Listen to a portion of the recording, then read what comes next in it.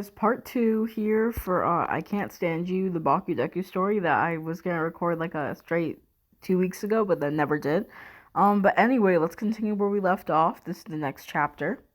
After Izuku, if you didn't remember, tries to convince Bakugo to stay and not leave UA. Anyway, on to the story. Izuku changed Bakugo's mind and begged him to continue the hero course. It didn't take much convincing. After a quick call with his mother, who was ecstatic to hear the news, they rejoined their classmates downstairs. Aizawa had shown up, looking more irked than usual. He kept Kirishima and Todoroki apart, but he didn't stop them from yelling. The way Bakugo's group and Izuku's group were yelling almost made Bakugo and Midoriya a Romeo and Juliet pair. If Aizawa wasn't there, quirks would be firing off. The pair had to run up in between the feud. "Todoroki, guys, stop!" Izuku commanded, waving his hands in front of them to get their attention. Bakugo knocked Kirishima aside the head. "Relax, shitty hair. I'm not going anywhere." Everyone went silent, giving Aizawa the cut-in he needed. "Have you all lost your mind?" Aizawa growled, releasing Kirishima and Todoroki. "What's going on?" Everyone looked to Midori and Bakugo. It was their issue discussed. Aizawa sighed. "Always the problem children." The teacher didn't know what the class was fighting about, but he knew it had to be the same issue that got Bakugo and Midoriya fighting. He also heard through the grapevine about the two being soulmates. Izuku tried to explain, but it just came out a stuttering mess, so Bakugo assured, "The problem solved itself." Todoroki laced his arm around Izuku's. "Did he finally let you break the bond?" "Oh, actually," Izuku simpered, holding up his ring finger. "We talked it out, Todoroki." Todoroki scowled. "Is he blackmailing you?" Bakugo didn't take kindly to the accusation. He ripped Izuku away from the other and curled up his hand to prepare an explosion. Aizawa was one step ahead and shut off his quirk. Aizawa was fed up. "Everyone go to your own rooms and do not leave until morning. You all will be punished for your horrible behavior today. Now go." Everyone took off towards their rooms. Bakugo kept a keen eye on Todoroki, sharing glares every chance they got. Kirishima beamed at the two. "I'm glad you made up. It would suck to lose your soulmate." Bakugo slung a careless arm across Izuku's shoulders. "Like hell I give it the one person that was meant for me." Midori shoved his arm off. "Calm down, Kachan. You still got years of bullying to make up before you can cozy up to me." Bakugo huffed. "And what counts as making up?" Izuku went smug. "For a start, if I want all your All Might merch. All of it." It was a hard pill to swallow, but in the end, Izuku won. Todoroki was fuming, though he didn't believe in the whole soulmate ordeal. Something in his mind claimed Izuku as his. Bakugo definitely saw Todoroki as a threat, but his advantage was he was Izuku's true soulmate, and with Inko on his side, Bakugo was unbeatable. The only thing that could ruin their bond was if Bakugo continued his aggressive behavior. That wouldn't be hard for Todoroki to trigger, considering his rival was a literal ticking time bomb. It was midnight, pitch black outside. Everyone was snoring, except for Bakugo. He was tossing and turning every 10 seconds. He had a strange urge to reach out for Izuku, but of course, the green-haired kid was in his own room. Bakugo sat up, looking around his dark room. A cold chill brushed against his skin. That slosh of loneliness squirmed in his stomach, and Midoriya came to mind. After a brief thought, he climbed out of bed and went knocking on his soulmate's door. It took a few knocks for Izuku to answer, groggy-eyed. "Kachan?" Izuku croaked with a tired voice. "What are you doing? I was always going to be upset you're out of your dorm room." Bakugo didn't waste a second walking in the other's dorm. "I can't sleep alone." "My bed isn't big enough for two." Koski didn't care and plopped on the mattress under the covers. Midoriya wanted to argue, but he didn't have the energy. Instead, he closed his dorm door and crawled in bed next to him. It was a tight squeeze on the small mattress, but Bakugo brought them close together with an arm. That uncomfortable form before it disappeared, allowing him to finally sleep. When Midoriya fell asleep, his back was to Bakugo's. When Bakugo woke up, at the crack of dawn, he saw Izuku turn towards him. His soulmate was clinging to his torso, softly snoring. Instead of waking the other up, he watched his soulmate sleep. Bakugo laced his fingers through Izuku's curls, staring at his mark. A sense of responsibility and protectiveness hit him. "That half-and-half bastard is trouble. He muttered to himself. If he thinks he could take my soulmate from me, he's wrong. Izuku stirred a bit as the sun from the window hit his eyelids. The sleeping figure stretched and clung onto the other even tighter, trying to get more warmth. I thought I had to make it up to you before I can get cozy. Bakugo smirked. Midori took a long breath, only half awake. Yeah, but I can be cozy all I want. Katsuki smirked. I'm gonna push you out of bed. Don't you dare catch on, or I'll never sleep next to you again. Bakugo rolled his eyes and sat, but Izuku was firmly gripped around his torso. The sleepy teen groaned at the sudden movement. He refused to let go. Hey, we gotta get up, Bakugo advised, trying to entangle himself. Izuku whined. I'm still tired and it's only 5 or something. Bakugo stared at him. Hey, sit up and look at me. Izuku groaned like a child and slowly sat up with an exhausted scowl. Katsuki bit back a smile, seeing his soulmate look so silly. Swiftly he leaned in and kissed Izuku for a bit longer than a peck.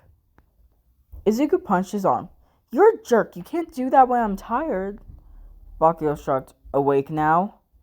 Izuku fell back on the mattress and threw the blanket over his head. Bakugo stood and scoffed. Come on, you need to brush your teeth anyway. Izuku shot up and scowled. Hey, what's that supposed to mean? Aizawa wasn't going easy on them with their punishment. He was training them triple time, pushing them past their limits until their muscles and quirks gave out. Kirishima was about to give up. I can't keep going for long. Bakugo growled, It's your and Todoroki's fault, shitty hair. You shouldn't have been fighting. Aizawa scolded them. Less talking, more training. He then went to check on the other students. Kirishima wheezed. Look, he was talking bad about you. It was like he was gaslighting Midoriya. Bakugo believed him. Still, you shouldn't do stupid things like that. He paused. Oh, and thank you. Tell me if that bastard pulls any more stunts like that. Bakugo couldn't exactly tell Todoroki stayed away from Izuku. They were all classmates, and Todoroki was still technically part of Midoriya's friend group. As always had Midori and Todoroki spotting each other. Mid-fight, Todoroki got distracted by Bakugo glaring at him. Izuku took his chance and knocked his opponent out of the ring. After the dust cleared, Aizawa yelled, Stay focused, Todoroki. Don't let your sights stray from your opponent. Izuku went to help show up. He noticed what he was distracted by, and his eyes gave up. He's making it up, Todoroki. Give him a break. Why? He never gives anyone else a break, Shoto growled. Izuku glanced to his soulmate, who was yelling at his friend group like he usually did. The yelling wasn't his favorite thing with Bakugo, but it was just how his soulmate was. He accepted that he may never get the nice, soft soulmate. He's my soulmate. I don't need you talking bad about him. Todoroki noticed Bakugo glaring at the two of them, suspicious of what they were talking about, and a wicked idea came to his head. Normally he wasn't one to provoke fights, but it was for Midoriya. I apologize, Midoriya. I'm just worried I'll lose you as a good friend. He lied through his teeth. Growing up, my father never really let me have friends, so when we became friends... His voice trailed off. Izuku fell for it and became sympathetic. I understand. He laid a hand on Todoroki's shoulder. I'll always be your friend, I promise. Todoroki gave a small smile and laid his hand over top of Midoriya's. Thank you, Midoriya. Bakugo grew insanely jealous as Todoroki glanced back at him with a smirk. Against his instructions from Aizawa, Bakugo left his training area and flew towards Todoroki. Izuku and Shoto didn't have time to react, and Bakugo slammed at them, splitting them apart. Aizawa was quick on the scene and shut off Bakugo's quirk. What is the issue now? The Ishida growled. Izuku pulled himself off the ground. Kachan, what the hell? He growled. Bakugo launched towards Todoroki, but Aizawa scooped him up in his scarf. Of course, Shoto played innocent and acted just as shocked as everyone else. That half-and-half bastard was testing me, Bakugo accused. Izuku gaped. How could he do that across the train field? He was nowhere near you. Aizawa sent everyone to their dorms, seeing Bakugo become too aggressive and seemingly psychotic to continue class. Bakugo was sat in front of Principal Nezu and Mr. Aizawa. Izuku was calling to explain everything since Bakugo was in no mood to speak. The green-haired kid entered the room and sat next to his soulmate. Izuku was not happy at all. Thank you for joining us, Midoriya. Nezu smiled. I don't know how to do the Nezu voice. Please don't question it. Aizawa ordered. We need context of all the recent fighting going on. Izuku explained everything. The first fight between him and Bakugo. The mass fight in the dorms. However, he was waiting for an answer for the recent altercation. All this for a bunch of soulmate drama. Aizawa huffed, pinching the bridge of his nose with index and thumb. Izuku folded his arms. I'm waiting for an answer about today. The half-enough bastard was flirting with you and even looked back at me with that shit-eating smirk. Bakugo interrupted. How was he flirting? He touched your hand. I touched his shoulder. Aizawa's scarf came flying over their mouths. Nezu thought to himself for a moment before getting an idea. I have two options for you. Nezu offered Baku, you will spend the entire day with Todoroki tomorrow. Like hell I will. Baku scoffed. Or you will be switched with a Class 1B student. Nezu warned. Both Izuku and Baku's eyes flew wide open. If you two can't get along, the worst behaved one will be switched with a Class 1B student. Izuku gave Baku a warning glare. Katsuki huffed and agreed to the terms. Aizawa sent them on their way at lunch, leaving them to argue. The icy hot bastard is up to something. Baku muttered. Izuku exasperated. Up to what, Kachan? He's trying to steal you from me. Izuku stopped in the hall and faced Baku with all serious. Izuku asked, Do you not trust me? Baku chortled. Are you serious? 2 days ago you wanted to sever the bond. Midoriya suddenly reached out and pulled his soulmate into a hug. Baku froze for a moment before giving in to and returning the embrace. Baku saw Todoroki spying on them from a corner. Frustration ran on his face. Katsuki took his moment to get a little payback and to declare territory. I want to sleep with you again tonight. Baku muttered. Izuku sighed. Fine, but only if you apologize. Katsuki nodded and pulled back from the hug. Suddenly he leaned in for a kiss, and though Izuku was shocked at first, he quickly grew accustomed. When they part, Baku noticed that Todoroki disappeared. Baku later apologized to Todoroki with Izuku around. His soulmate was pleased, but his rival was irked. There was an air around them that Izuku didn't pick up on. It was a challenge, and Baku would be damned if he lost. It was almost ironic how close Midoriya was. But it was for the better. Baku and Todoroki were about to fight tooth and nail for him, and it would make them look bad as heroes. Though it was an even playing field, Todoroki had an old connection up his sleeve that could maybe help him. Nezu's punishment was proving to be a serious test of restraint. Todoroki and Baku were handcuffed together, and for safety, the cuffs canceled their quirks. They were friendly with others around, but when they were alone, they'd make snarky comments toward one another.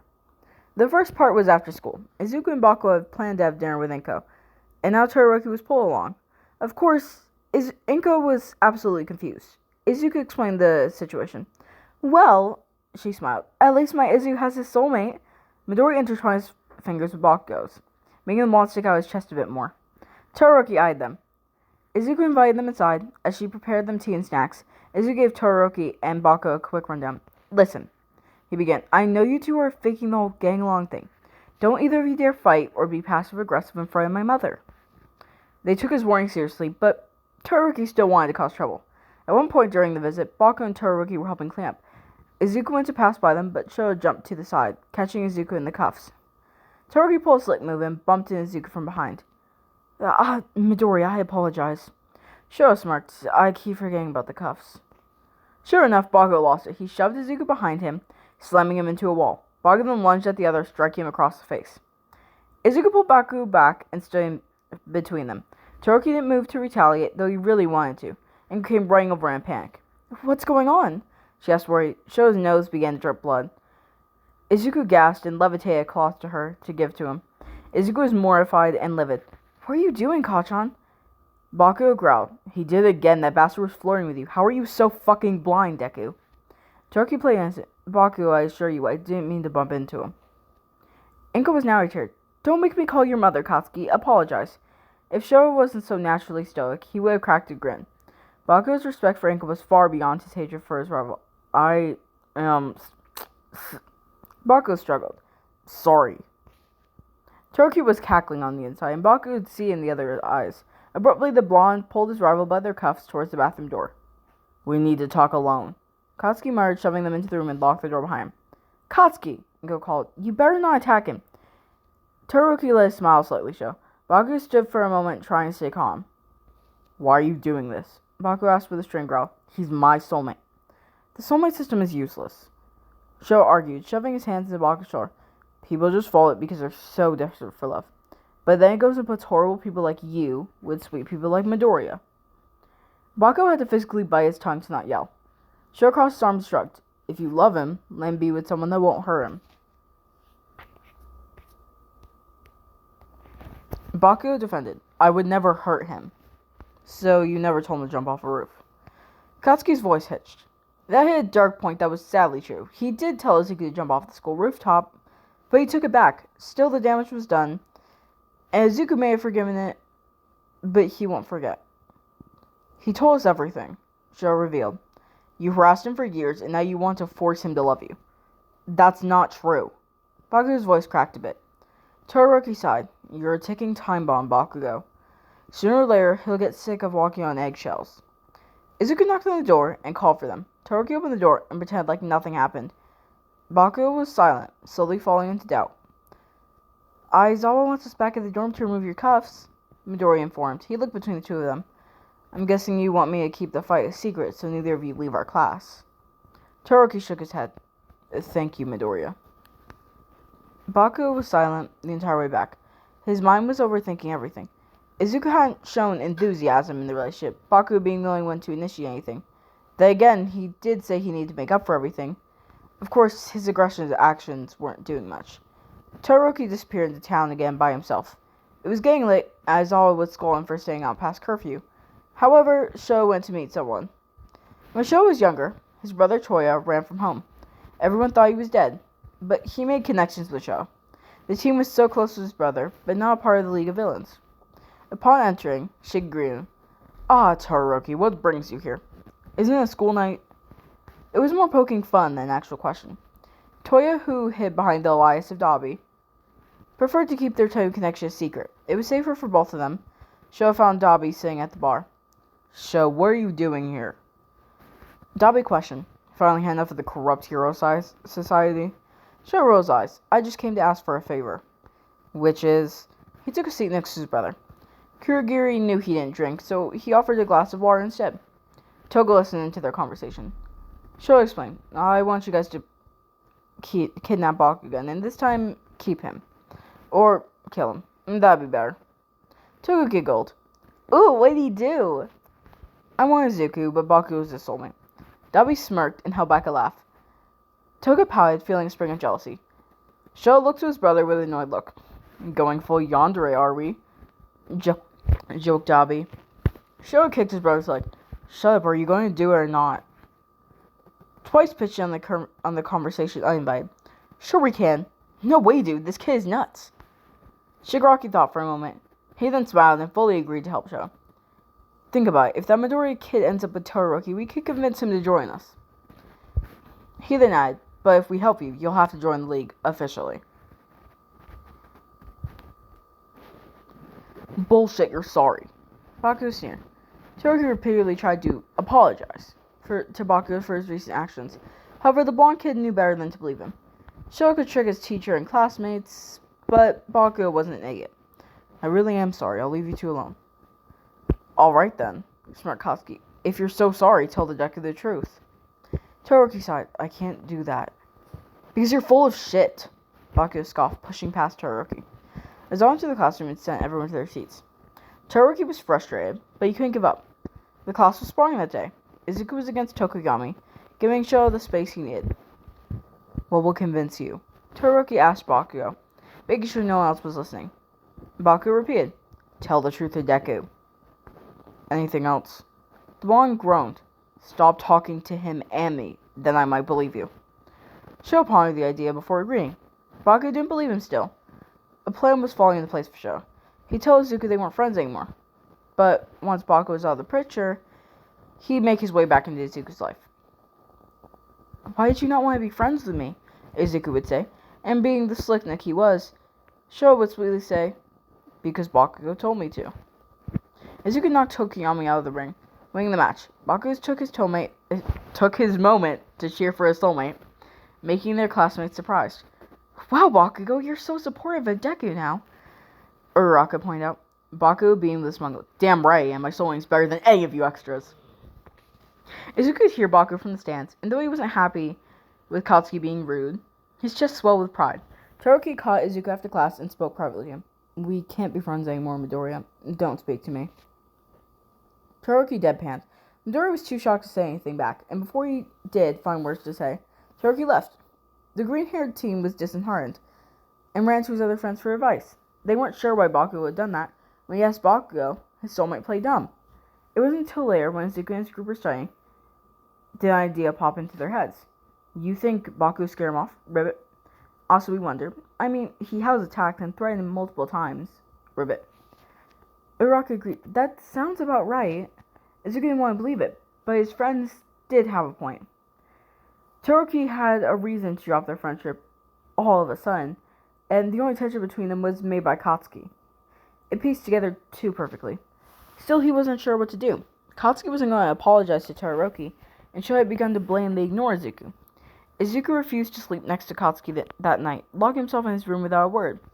Katsuki was upset by it, but rushed off, thinking he was upset about Todoroki. He kept thinking to himself, at least Icy Hot will leave us alone. Todoroki stayed true to his word for the entire week. He ignored Izuku and barely muttered a word to Bakugo. Eventually, the resentment Katsuki had towards Sho faded. After class Friday, Todoroki knocked on Bakugo's door. The blonde was surprised to see him. I still feel terrible. Sho lied. A new restaurant opened up downtown. They have some pretty spicy stuff there. And Bakugo sassed, laying on the doorframe. And I'll buy you dinner tonight. Bakugo eyed him, trying to see anything off about him. A silence fell between them for a moment. Doubt held on Bakugo's features. If we hang out more, Aizawa in the class will see you less aggressive. Izuku too. Sho persuaded. That was enough to make Bakugo agree. The two got dressed and left the dorms. On their way out, Izuku caught them at the door. Kachan, Todoroki, where are you two going? Izuku asked. Todoroki stayed silent and looked at Bakugo to answer. He scoffed at the silence he answered. I see how it's taking me some restaurant downtown to patch things over. Izuku beamed with excitement and suddenly hugged his soulmate. Thank you for getting along. Sure, whatever, murmured Bakugo as he reluctantly returned the gesture. Midori waved them goodbye and went inside. Todoroki led Bakugo downtown, and the darker the sky became, the more suspicious Katsuki became. After a long walk, Sho stopped by an alleyway. No way there's a restaurant down here. Bakugo shot, looking around. Todoroki shrugged. There isn't. To be honest, I didn't expect you to fall for it. Me neither. A gruff voice came from behind. Bakugo whipped his head around to come face to face with Dabi. He quickly raised his hand to set off an explosion, but Mr. Compress stepped in before he could. He shrunk the teen down to a blue pearl. Don't let him escape, otherwise this will all be for nothing. Sho ordered. Todoroki nodded to his brother. Reel that Midoriya kid in. The pair left through a portal, and Todoroki walked back to the dorms. He did his homework and went to bed like normal. Later, Izuku knocked on Bakugo's dorm room. When he didn't get an answer, he went searching. Nobody saw him leave other than Izuku. He eventually went to bed, but something kept him tossing and turning. Back at the League of Villains base, they managed to lock Bakugo up in chains. Shigeru Araki had no intention of recruiting him this time. I can't believe that half-and-half bastard is a traitor. Bakugo growled. I'm gonna kick his ass. Dabi chortled. Still has that fiery attitude. Shut you, zombie-looking idiot. Dabi rolled his eyes and ignored the blonde kid. Toga was sulking in the bar stool next to him, gripping a knife. I want Izuku. She pouted. Dabi scoffed. What happened to that Flurry girl, huh? Go after her. He thought about his brother Midori. I guess he'll be an okay brother-in-law. It had been 2 weeks since anyone saw Bakugo. Izuku was crushed and sick with worry. Eventually, Todoroki took his moment to step in. After class, he walked up to Izuku. After days of silence, and apologized. I'm sorry, Midoriya. Izuku looked to his friends, who were just as shocked as he was. It's okay, Todoroki-kun. Can I ask why you're talking to me now? The pure excitement and satisfaction of everything falling into place made Sho almost break character. Bakugo told me to. Usually I'd never listen to him, but I didn't want to ruin you and your soulmate's relationship. Izuku's face contorted with confusion. Kachan told you to say all those things and then ignore me? Todoroki shook his head slowly. I feel bad because I'm making him sound like the bad guy, but I couldn't keep ignoring you. You look exhausted. Midori had slept well for the past few nights. It was starting to show on his face and in his effort. Where could he have gone? Izuku softly muttered. Izuku laid a hand on his colleague's shoulder and gave a sincere look. It's going to be okay. He can't disappear forever, and he wouldn't let that happen. The unimaginable amount of smugness in Todoroki was pulling the corner of his lips into a smirk. If being a villain meant doing what it takes for Izuku, then Todoroki welcomed the title. After all, it would look terrible for Endeavor's reputation. It took him years to recover from Toya running away, but now having another kid run off, it would raise some suspicion.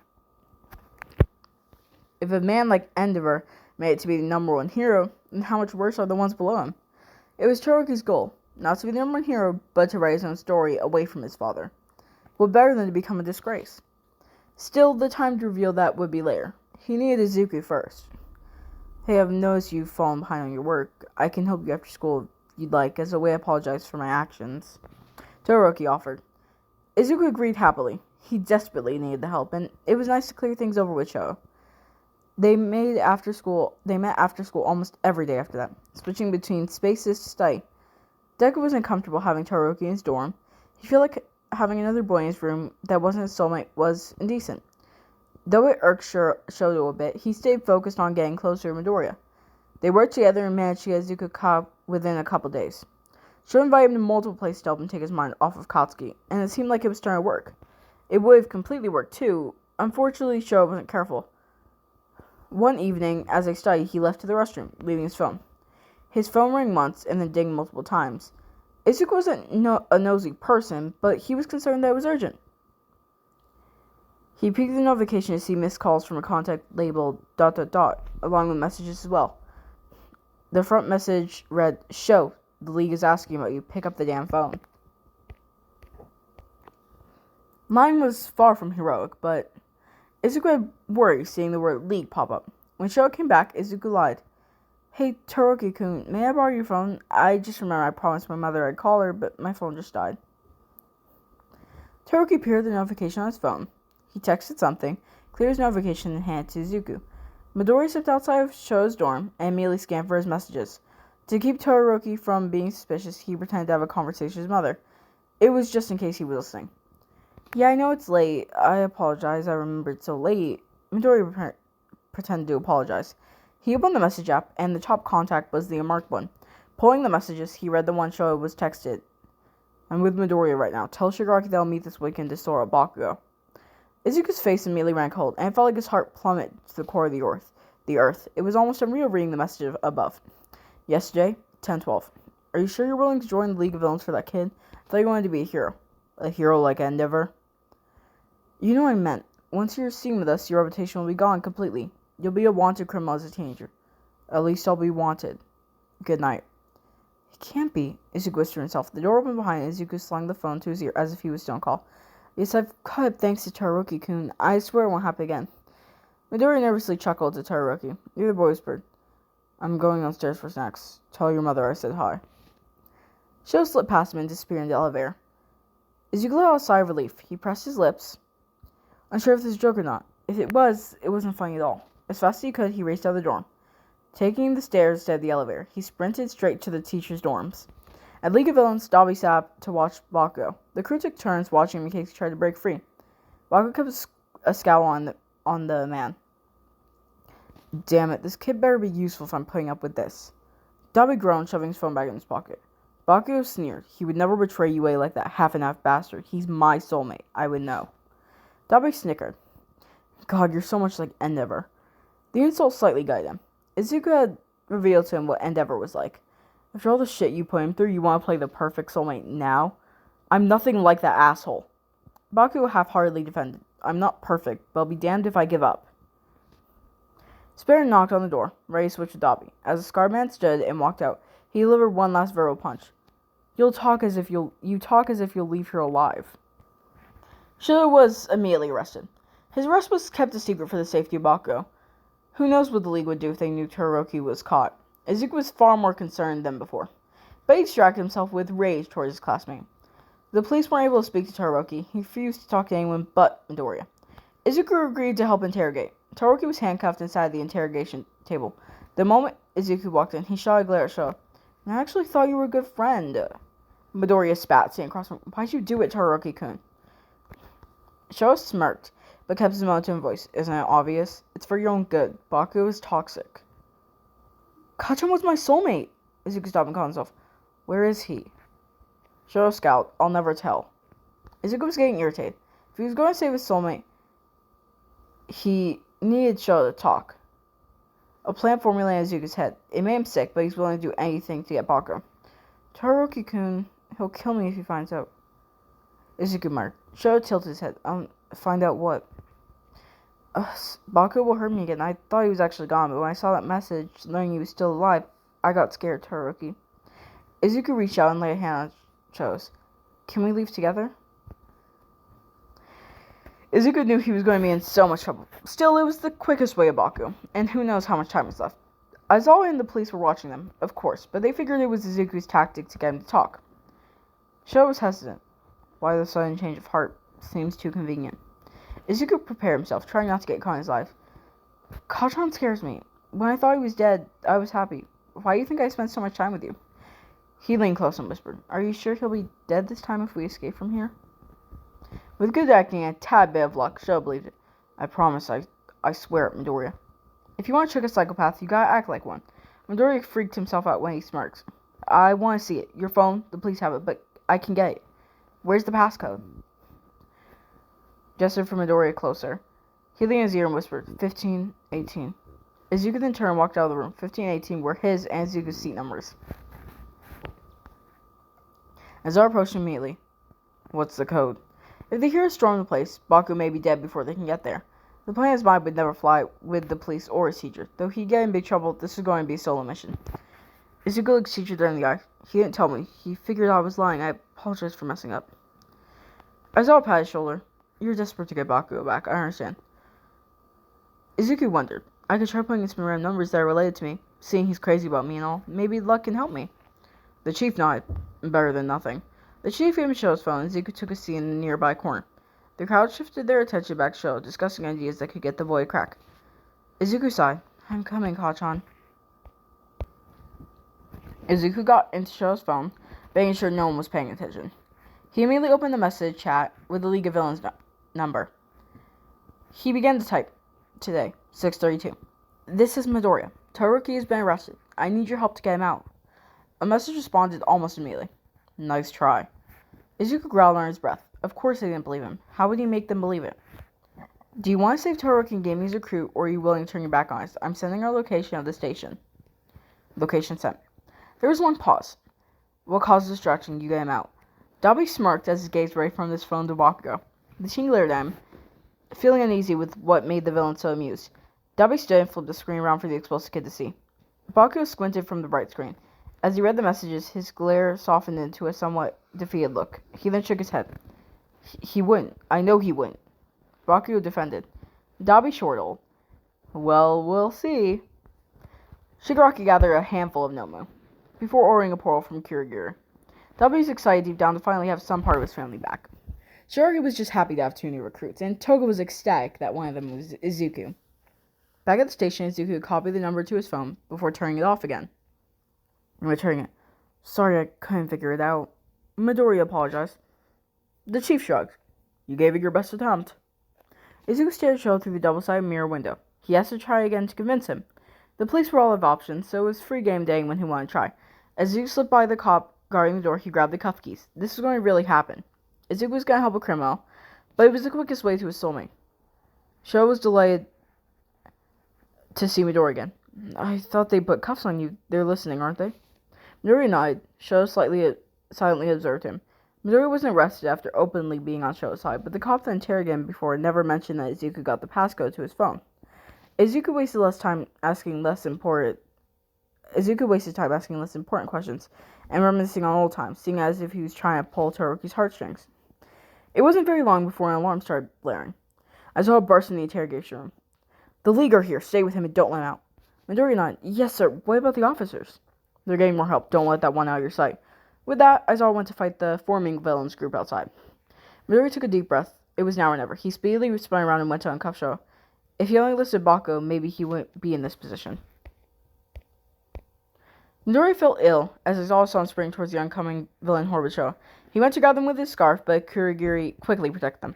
Shoto guided Izuku behind the army of villains, greeting Dabi. The burnt man smirked. Soulmates lost forever, huh? Yeah, right. Izuku was gutted, but forced to smile to not seem suspicious. He felt Todoroki lace their hands together as a portal appeared in front of them. Dabi urged them to go through and leave the fighting to the others. Midori looked back to his cheerleader, but all he got was a glare of broken trust. The green-haired kid had to remind himself why he was doing this, and followed Shoto through the portal. He found himself in some bar and the first to agree was Shigaraki. Ah, the newest recruit. I won't lie, I was a bit skeptical at first. But helping Todoroki is something I can't take for granted. As he wasn't sure how to apply, he was still a bit focused on Todoroki's touch, almost repulsed by it. He wasn't sure how long that you have to play along before you could see Bakugo. Kirigiri appeared behind the bar as the rest of the villains poured in from a newly opened portal. Some were roughed up while some were untouched. It made Izuku fearful for Aizawa's well-being. Dabi made his way up to Sho and Izuku. So tell me, why is the soulmate mark still on his finger? Todoroki was agitated, remembering the mark, but it wasn't towards Izuku. Izuku held it up and repeated the same sob story he told Sho. How he was terrified of Bakugo and added on how he felt pressured by his mother. I think the universe messed up pairing him and I together, Izuku lied. Sho placed his hand over the mark. Let's go fix that right now. Izuku tensed as Izuku took a harsh grab on his wrist and pulled him down the hall. Dabi and Shigaraki followed for protection reasons. Todoroki, cut my arm! Izuku hissed, yanking away. He examined a slight burn mark. Sho Izuku immediately put ice on it and apologized. I'm sorry, Midoriya, I just want this to be over with so we can get on with our lives without him. If you want to keep him, don't be like that abusive asshole, scolded Dabi. Him and Shigaraki stepped inside the room where Bakugo was being kept. Izuku was on edge. One wrong move and this whole plan can go to hell. While Izuku was busy helping his wrist, Izuku stealthily sent his location to Aizawa, hoping he was still okay. Luckily, Sho didn't notice what he was doing. His head too busy thinking. Once his wrist was cooled, Sho looked up to Izuku. Ready? Midoriya nodded. He was more than ready to save his soulmate. No matter how noble his actions were, or the reasons behind them, the expression that Bakugo gave Midoriya would scar him for life. Bakugo's voice easily revealed pain as he muttered, I thought you forgave me. Izuku stepped back a bit, bumping right into Todoroki. Sho misinterpreted the motion for fear, rather than guilt.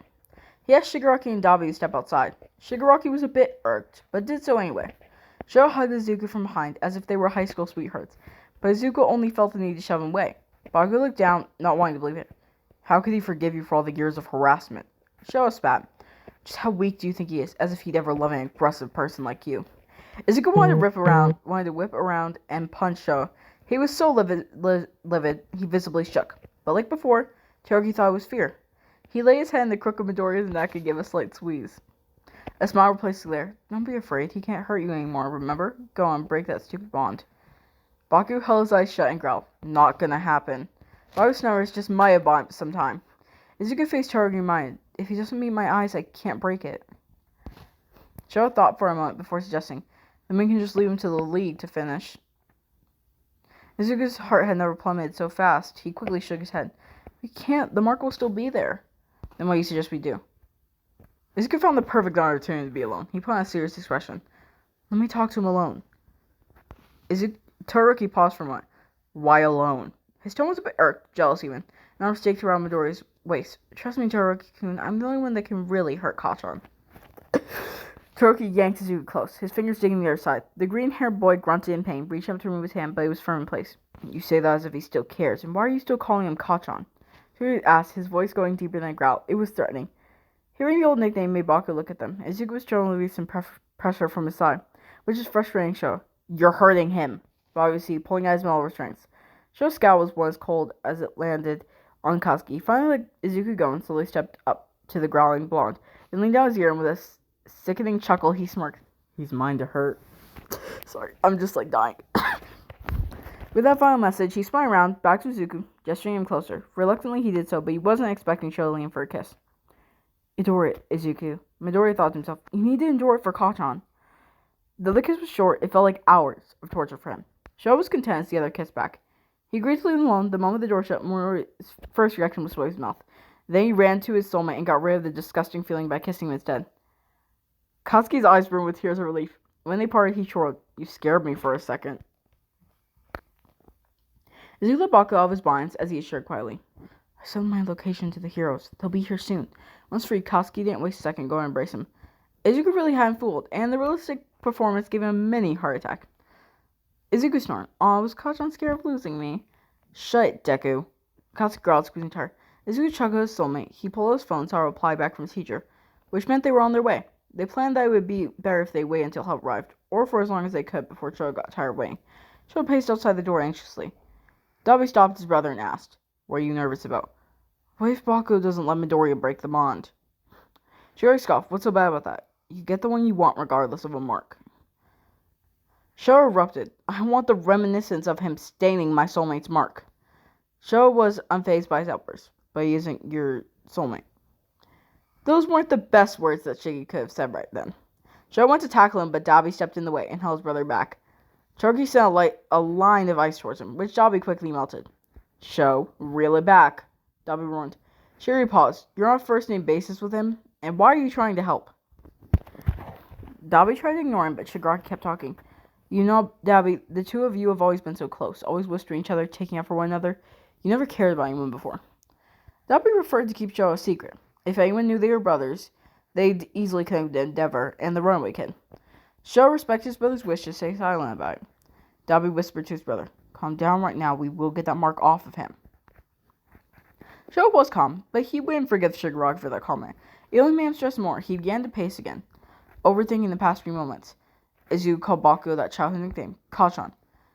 Midoriya's change of heart seemed almost too convenient. It made Sho very uneasy. Why he wanted to be alone with someone he was afraid of? He couldn't wait anymore. He pressed an ear to the door and listened. Bakugo's voice came through. I just want you to know, Deku, that if you told me all those years ago, I would have been happy. Sho slammed the door open. Bakugo was free. But what was worse was that Izuku was wrapped in his arms. Everything was red. Midoriya's eyes grew to the size of saucers as Sho's icy glare pierced him. Liar. Liar. Sneered Todoroki as he raised his left hand. Bakugo pulled Izuku behind him, preparing to counterattack with an explosion. Shigaraki and Dabi were behind Sho. It was 3 against 2. Still, they wouldn't go down without a fight.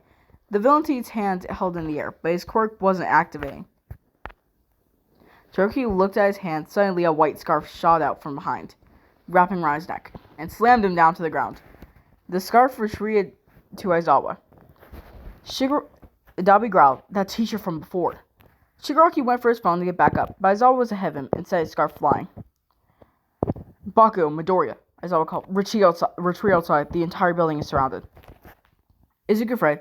I'm leaving you to fight them off alone? For once, listen when I tell you to run.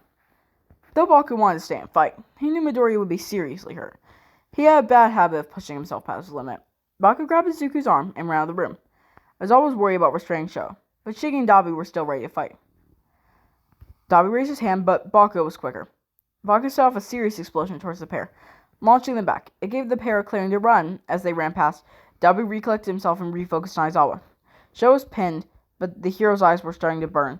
Shit. Cursed Aizawa as he gave into the sting.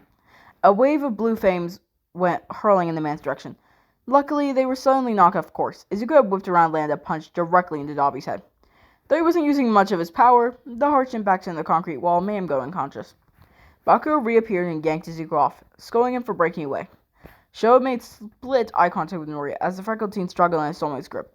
Like always, he wanted to stay and fight, but Bakugo wasn't having it. The sight made Sho lose it. Give him back. He held more emotion than anyone had ever heard. As all lost his focus with Dabi's attack, he forgot about the reckless kid pinned below him. Fire erupted from his left side, forcing Aizawa to retreat back. As the flames died down and smoke cleared, a line of ice appearing out of nowhere attached to the old man's leg. It traveled up and covered his eyes. Bakugo, he isn't yours. You never wanted him. Sho growled, pulling himself off the floor. I want him. Izuku spoke up. I don't want you. I want my soulmate. My Kachan. Bakugo smirked, plopping an arm around his soulmate's shoulders. Give him back. He was never yours. A soulmate this awesome can't be shared. Izuku smiled and blushed. Bakugo wasn't one for compliments, but when he did, Midoriya didn't take it lightly. Out of nowhere, Bakugo picked Izuku up bridal style. Kachan, Midoriya piped, wiggling in the other's hold. Don't pick me up like that. It's embarrassing. Aren't I heavy? Bakugo scoffed, calling me weak. Sho yelled and set ice towards the both of them. Bakugo flew right past him, giving a smug smirk as their eyes met for a split second. Izuku was hugged close in his chest, trying to adore the heat radiating around him. Sho couldn't understand why Izuku chose Bakugo, but those matching marks on their ring fingers were a clear sign of how the story ended, and no matter what he did, his wounds forever remained empty. Bakugo and Izuku made out. They grouped with the police surrounding the building. Every top hero was there. The pair were escorted to the police station immediately for questioning. The station was busy with the league, so it would be a minute before anyone could chat with them. Izuku sat with his head laying on Bakugo's shoulder. He stared at their matching marks, slightly smiling to himself. It had him thinking. Kachan, if I never revealed my mark, what would you have done? Izuku asked, sitting back to look at him. Bakugo chuckled. Why? Izuku smirked. Izuku shrugged. Just why now?